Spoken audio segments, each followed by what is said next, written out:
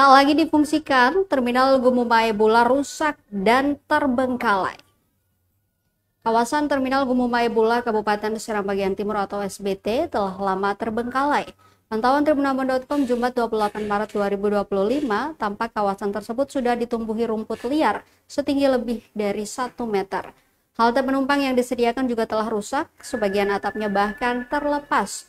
Begitupun dengan tempat duduk. Tak ada kendaraan umum yang terparkir di kawasan itu, meski beberapa lajur kendaraan telah disediakan. Aktivitas masyarakat juga tampak sepi walau menjelang Hari Raya Idul Fitri 1446 Hijriah.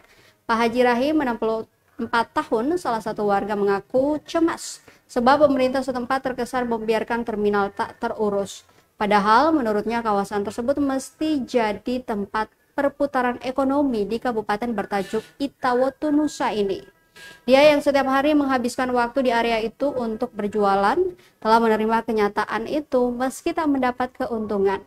Ia berharap dengan slogan gerak cepat oleh pemerintah yang baru, kawasan terminal juga bisa diperhatikan.